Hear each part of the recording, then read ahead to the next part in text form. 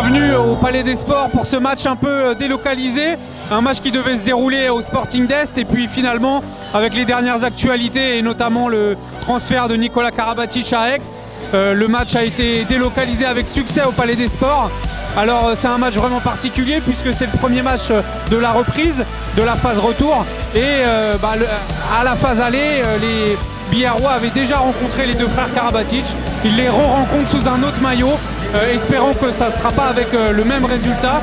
Billère qui a enregistré la venue et le transfert de son joker Dejan Cancar et qui va essayer donc de résister à cette équipe de Aix qui s'est vraiment renforcée et qui est avant-dernière du classement juste devant Billère.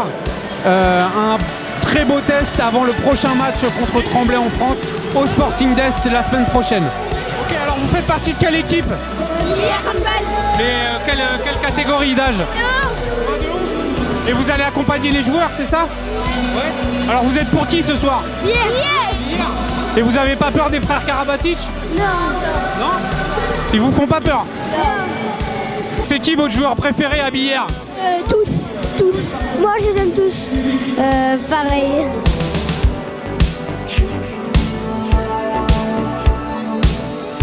Une première mi-temps super difficile avec déjà 10 buts d'écart à la pause. Qu'est-ce que vous vous êtes dit à la mi-temps?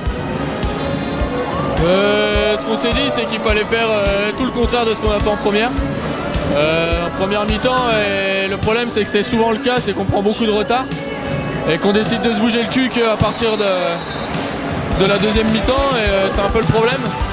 En deuxième mi-temps, il fallait surtout refaire du jeu, monter les ballons, ce qu'on n'a pas fait en première. Être actif et pas arrêter de subir. On a subi pendant une mi-temps, on prend 10 buts à la mi-temps et après c'est un combat pour revenir, quoi. On ne peut pas savoir comment ce serait passé, mais c'est sûr que l'apport des frères Karabatic est pour beaucoup dans cette équipe. On a quand même Nicolas qui fait encore partie des meilleurs joueurs du monde.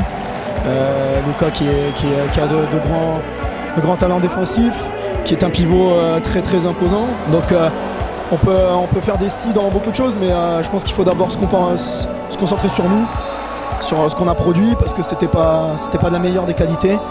Avant de regarder un peu ce qui s'est passé en face.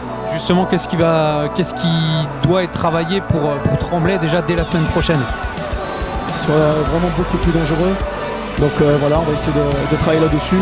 Et je pense qu'en défense, on a des qualités, on a toujours eu des qualités.